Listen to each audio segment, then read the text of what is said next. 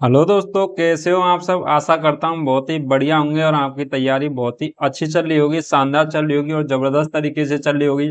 और चलनी भी चाहिए। कहते हैं ना, आंखों में अरमान लिया, मंजिल को अपना मान लिया, मुश्किल क्या आसान क्या, अब ठान लिया तो ठान लिया। अब ठान लिया है कि घर के हालात को बदल करके मानेंगे।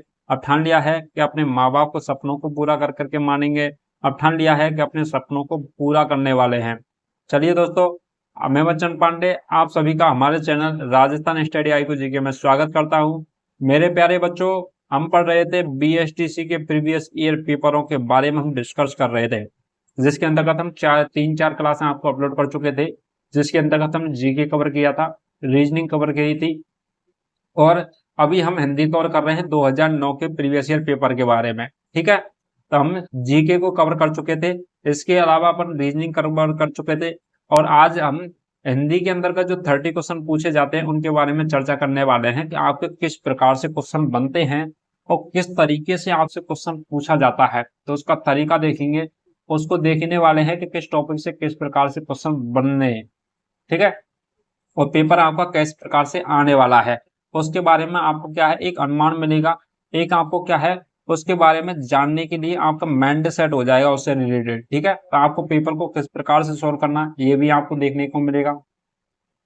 ठीक है, चलिए दोस्तों, आज की हम क्लास स्टार्ट करते तो वो करते हैं हिंदी भाषा।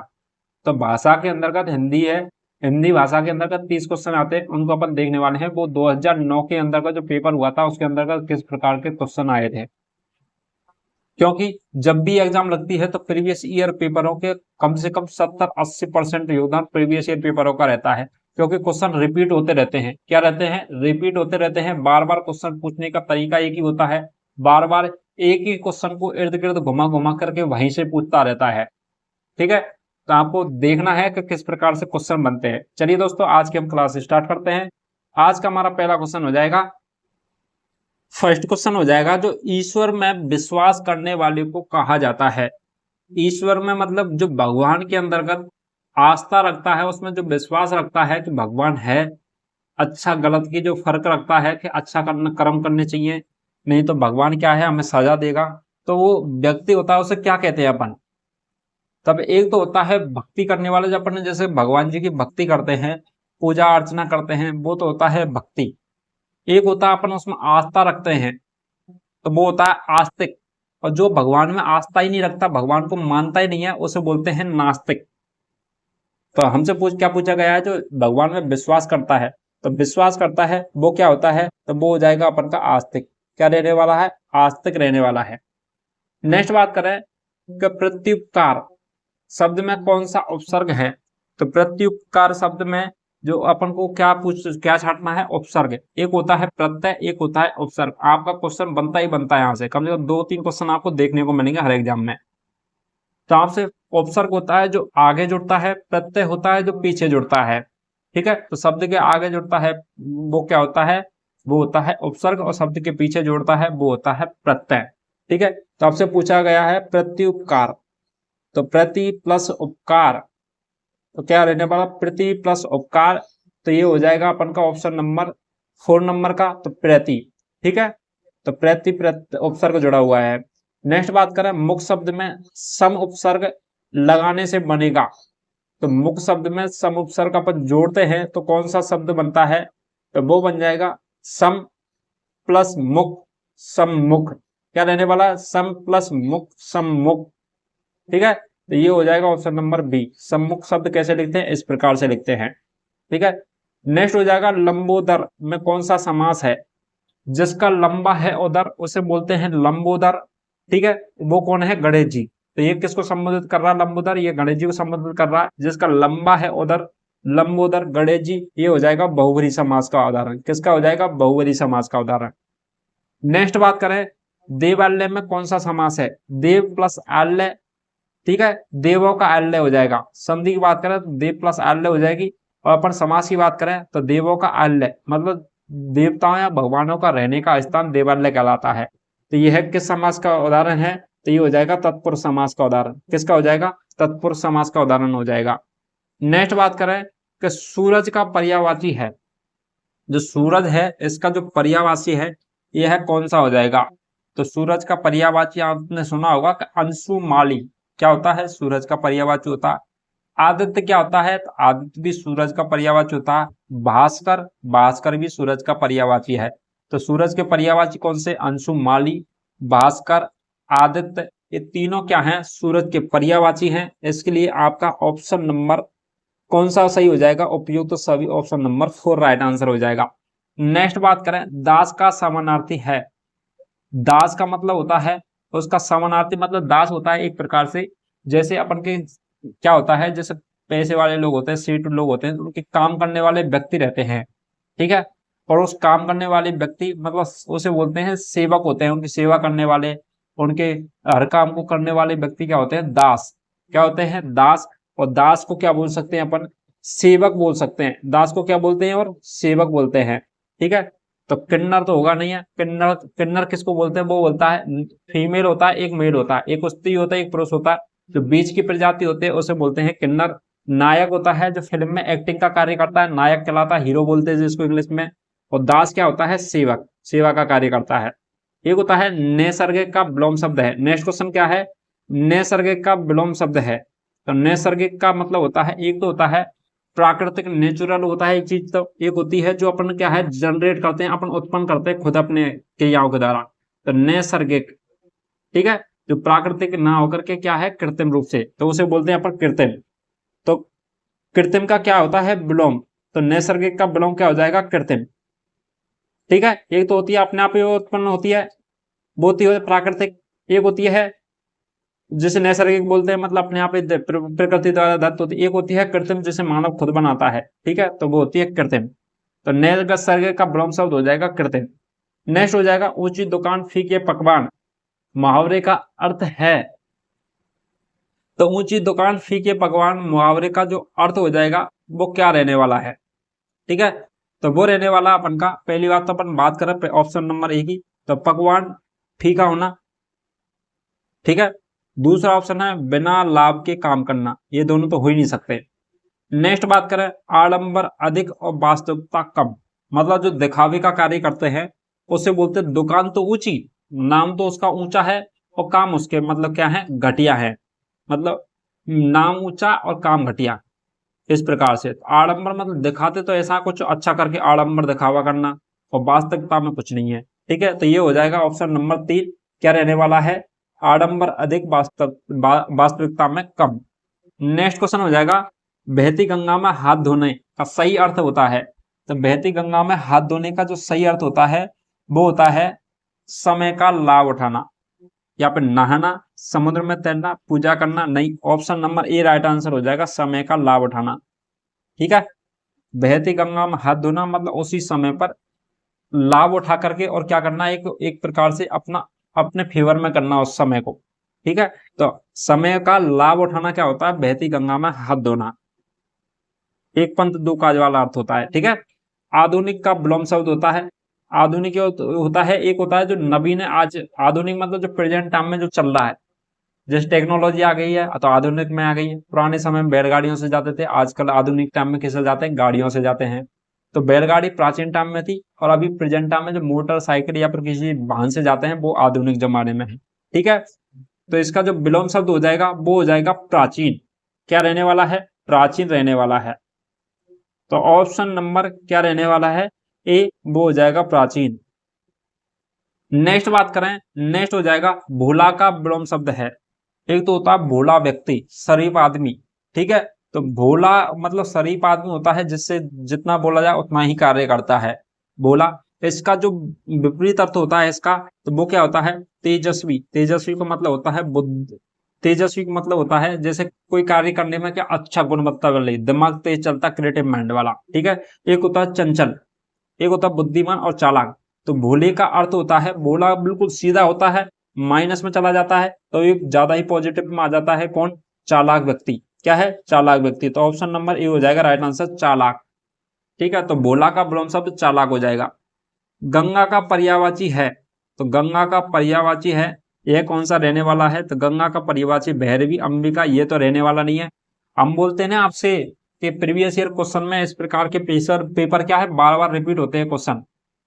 तो वहां पर क्या है, आपसे किस चीज का पूछा गया था, तो वहां पूछा गया था 2010 के अंतर्गत लक्ष्मी का पर्यायवाची, और लक्ष्मी के पर्यायवाची अंबिका भी दे रखा था ऑप्शन में। ठीक है, यहाँ भी अंबिका दे रखा है, और यहाँ पर पर्यायवाची पूछा है गंगा का। किसका पूछा है? गंगा का, तो वो हो जाएगा सुरसरी। कौन हो जाएगा? सुरसरी। सुरसरी। तो गंगा का पर्यायवाची क्या हो जाएगा? सुरसरी होने वाला है। ठीक है, चलिए दोस्तों नेक्स्ट क्वेश्चन की बात करते हैं। कौन सी कहावत प्रचलित में है? तो कहावत कौन सी है जो आम आपने और पास के एनवायरनमेंट में भी सुनी होगी और आम बोलचाल में आती भी है? तो आपने देखा होगा कहावत का नाम है कि चोर चोर चचेरे भाई। तो चोर चोर चचेरे भाई नहीं सुना होगा आपने। ठीक है, चोर चचेरे भाई चोर चोर ये भी नहीं सुना होगा। तो आपने कौन सी सुनी होगी? वो सुनी होगी चोर चोर मोसेरे भाई। क्या नाम सुना होगा? चोर चोर मोसेरे भाई कहावत सुनी होगी। तो ऑप्शन नंबर 3 हो जाएगा आपका राइट आंसर। नेक्स्ट बात करें, आग में घी डालने का अर्थ है। आग मतलब पहले ही माना कि दो व्यक्तियों में लड़ाई हो रही है, अपन क्या है उस मुद्दे को और बढ़ा चढ़ा करके एक पक्ष विपक्ष कर करके उसको और बढ़ा देते हैं। ठीक है, तो वो होता है आग में घी डालने का कार्य। ठीक है, तो एक प्रकार से उसको भड़काने का कार्य, उसको अधिक बढ़ावा देने का कार्य क्या कहलाता है? तो वो कहलाता है आग में घी डालना। इसका अर्थ हो जाएगा क्रोध में पागल होना, नहीं होने वाला है ये। ठीक है, हवन करना नहीं, इनमें से कोई नहीं, ये तो होगा नहीं। तो क्या हो जाएगा? क्रोध को अधिक भड़काना। क्रोध को क्या करना? अधिक भड़काना क्या कहलाता है? आग में घी डालना कहलाता है। नेक्स्ट क्वेश्चन हो जाएगा पूर्ण विराम का चिन्ह है। तो पूर्ण विराम का चिन्ह पहचानना है आपको। पूर्ण रूप से विराम लग जाता है उसे बोलते हैं पूर्ण विराम। तो आपने देखा होगा आप हिंदी में वर्ड यूज करते हैं, तो उसको अपन फुल स्टॉप लास्ट लास्ट में, जैसे सीता बाजार जाती है तो लास्ट लास्ट में आप ये पूर्ण विराम का चिन्ह लगाते हो। ठीक है, इसे बोलते हैं अपन पूर्ण विराम का चिन्ह। मतलब इसके आगे कुछ नहीं है, पूर्ण विराम यहीं पे पूरा विराम हो चुका है। तो ऑप्शन नंबर ए हो जाएगा राइट आंसर। नेक्स्ट हो जाएगा खरा खोटा शब्द में कौन सा समास है? ठीक है, तो खरा खोटा शब्द में कौन सा समास है? तो खरा और खोटा शब्द में समास हो जाएगा, वो हो जाएगा द्वंद्व समास। कौन सा समास हो जाएगा? द्वंद्व समास हो जाएगा। नेक्स्ट बात करें विराम चिन्ह लगाने से। तो विराम चिन्ह लगाने से क्या होता है? तो भाषा के अंतर्गत क्या परिवर्तन आपको देखने को मिलेगा? तो भाषा में सुंदरता आ जाती है, भाषा में स्पष्टता आ जाती है, भाषा के भाव को समझने में सरलता रहती है, और उपयुक्त तो सभी। तो आपने देखा होगा कि आपको एक उदाहरण देता हूं, वो बहुत ज्यादा प्रचलित में है। एक हो जाएगा जैसे रोको मत जाने दो। तो ये विराम चिन्ह का आप यूज करोगे तो रोको, ठीक है, रोको मत जाने दो। यदि आप विराम चिन्ह का यूज करोगे तो इसका अर्थ चेंज हो जाएगा। वो अर्थ चेंज किस प्रकार से रहने वाला है तो वो बताते हैं आपके लिए। तो अपन पहली बात, अगर माना कि ये विराम चिन्ह का यूज उपयोग अपन इस जगह पे कर दें, रोको के जस्ट बाद में विराम चिन्ह का उपयोग कर देते हैं इसका। ठीक है, तो रोको मत जाने दो, मतलब मत जाने दो मना कर रहा है, जाने से क्या कर रहा है? मना कर रहा है। रोको मत जाने दो। ठीक है, इसके अलावा अपन बात करें, इसी विराम चिन्ह को अपन यहां से हटा देते हैं, और यहां से हटाने के बाद में इसी विराम चिन्ह को अपन खा लगा देते हैं। तो इसको विराम चिन्ह को अपन लगा देते हैं कहां पे? नेक्स्ट आग लगा देते हैं, और वो लगा देते हैं रोको मत, मत के बाद में। तो रोको मत जाने दो, मतलब उसको रोको मत जाने दो। दो अर्थ हो गए ना। रोको के बाद विराम चिन्ह लगाओगे तो रोको उसको, मतलब रोको मत जाने दो, रोको उसे मत जाने दो, ये अर्थ निकलेगा रोको मत जाने दो। और अगर यदि अपन बात मत के बाद में विराम चिन्ह लगाते हैं तो इसका अर्थ हो जाएगा रोको मत जाने दो, रोको मत जाने दो। ठीक है, तो ये विराम चिन्हों का क्या है? प्रभाव आपको देखने को मिलता है। तो अपन बात करते हैं इसी चीज के बारे में नेक्स्ट। तो वो देखते हैं अपन किस चीज के बारे में। तो वो दे रखा है अपन को भाषा में सुंदरता आती है। तो ये बात सही है। तो ये क्या है? आपको अजीब सा नहीं लगेगा, एकदम अच्छा सुंदर, सुनने में भी कानों के लिए अच्छा लगेगा। तो भाषा में क्या आ जाती है? सुंदरता। इसके अलावा भाषा में स्पष्टता आती है। तो भाषा में क्या हो, अपन जो कहना चाह रहे हैं वो आपको क्या है? प्रत्यक्ष रूप से स्पष्ट रूप से सुनाई देता है, और सुनाई देता है तो उसको समझने में भी क्या आ जाती है? आसानी रहती है। ठीक है, नेक्स्ट बात करें कि भाषा को समझने में सरलता रहती है। तो भाषा को समझने में सरलता रहती है, तो इसलिए ऑप्शन नंबर क्या हो जाएगा अपन का? तो वो हो जाएगा अपन का ऑप्शन नंबर चौथा, उपयुक्त तो सभी क्या होंगे? सही हो जाएंगे। नेक्स्ट बात करें कीर्ति शब्द का सही अर्थ है। तो कीर्ति का अर्थ होता है मतलब कीर्ति वाले कार्य, जैसे मतलब बोलते हैं ना कि छोरे ने, जैसे कोई सिलेक्शन हो जाता किसी का तो पूरे चारों गांव के और पास के सब लोगों को पता चल जाता है। ठीक है, उसकी अच्छाइयों के लिए। तो इसे बोलते हैं कीर्ति। और कीर्ति को अपन नेक्स्ट क्या बोल सकते हैं, वो बोल सकते हैं यश। क्या बोल सकते हैं, यश। उसका क्या है, परचम फैला रहा है, ठीक है, तो यश बोल सकते हैं। नेक्स्ट हो जाएगा मुंह में राम बगल में छुरी, बंदे तेरी नीत बुरी। आपको पूरा ये सेंटेंस सुना होगा आपने कहीं, ठीक है। तो अपन क्या करते हैं, मुंह में तो राम ले रखा है और बगल में छुरी ले रखी है, तो इसको बोलते हैं कपटी इंसान होता है ना, जैसे कपट करने का कार्य, दिखावा तो कुछ और करता है और रियल में कार्य कुछ और करता है, ठीक है। तो ये हो जाएगा कौन सा, कपटी के लिए। तो मुंह में राम बगल में छुरी, बंदे तेरी नींद बुरी, ये क्या है, कपटी के लिए जो यूज हुआ है। नेक्स्ट हो जाएगा कौन सा शब्द है जो कि क्या है, शुद्ध शब्द है। तो ये जो निम्नलिखित में से शब्द दे रखे हैं, इनमें से कौन सा शब्द है जो शुद्ध शब्द है। तो आपको भागीरथ शब्द है, इसको छांटना है। तो भागीरथ शब्द आप किस प्रकार से लिखते हैं, तो अपन, मैं लिखता हूं पहले भागीरथ, तो वो लिखते हैं अपन भागीरथी। तो भागीरथी शब्द अपन लिखते हैं तो वो इस प्रकार से लिखते हैं, भा बड़ी गी रे और बड़ी थी, तो भागीरथी। तो भागीरथी शब्द इस प्रकार से रहने वाला, और ये अपन का राइट आंसर हो जाएगा ऑप्शन नंबर 3, ठीक है।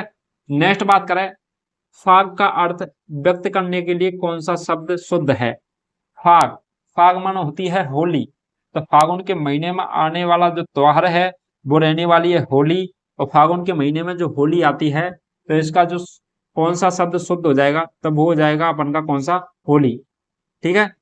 Option number second, Holi.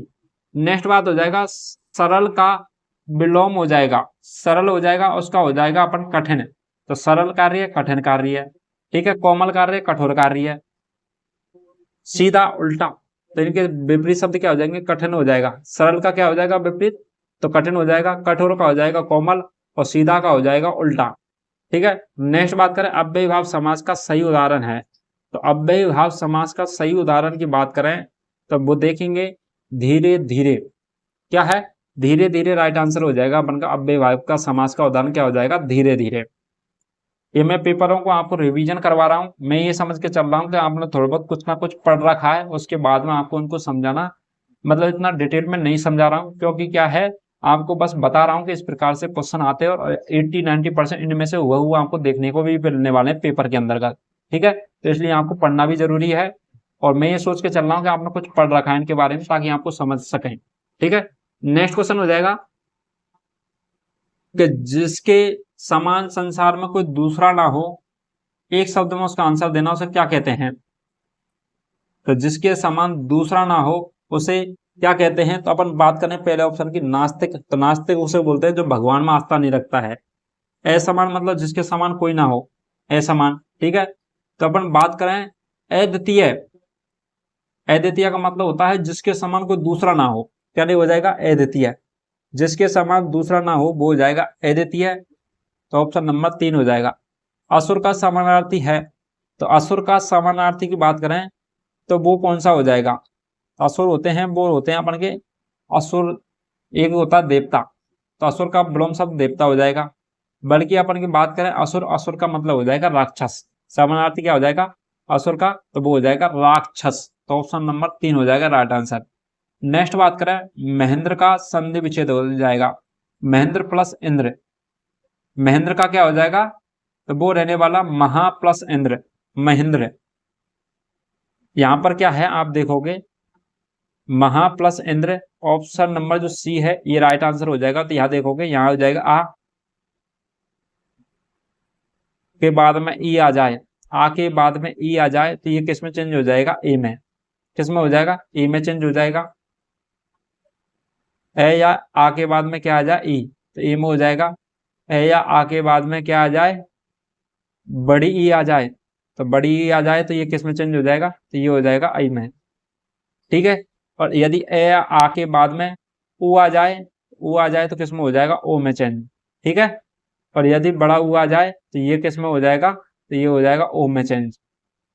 तो ये किस संधि के उदाहरण है, तो ये हो जाएंगे अपन के किसके, ये किस संधि के उदाहरण है, ये आपको ये कमेंट करके बताना ये किस संधि के उदाहरण है, ये आपको कमेंट करके बताना।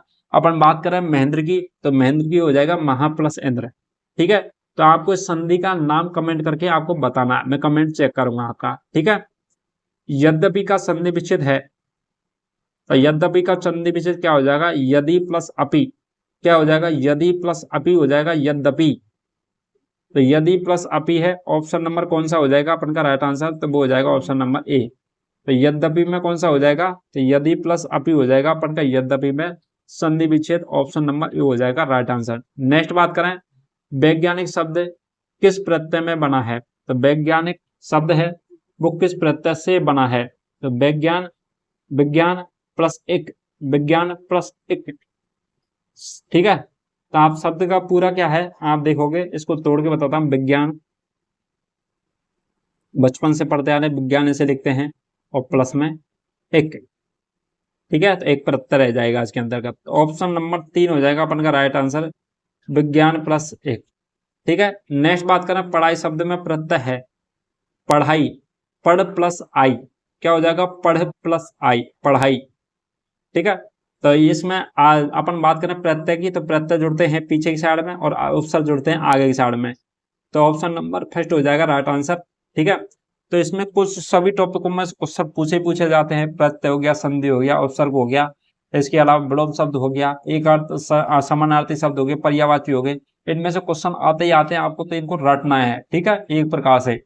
तो इनमें से यही क्या क्वेश्चन रिपीट होते रहते हैं ऑप्शन, जैसे कि आपने देखा होगा कि जैसे यहाँ पे जैसे महेंद्र है, महेंद्र नहीं, आपको बताता हूँ और क्या बताता हूँ।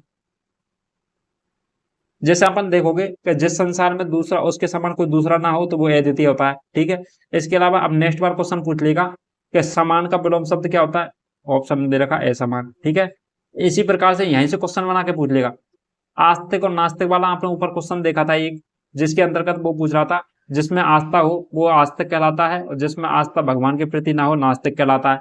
तो यहाँ है आस्तिक, और आस्तिक का विलोम शब्द क्या हो जाएगा, वही तो नास्तिक होता है, ठीक है। तो इसी प्रकार से क्वेश्चन वही रिपीट रहते रहते हैं, ठीक है। तो आपको ये क्लास आपको अच्छी लगी होगी, आशा करता हूँ।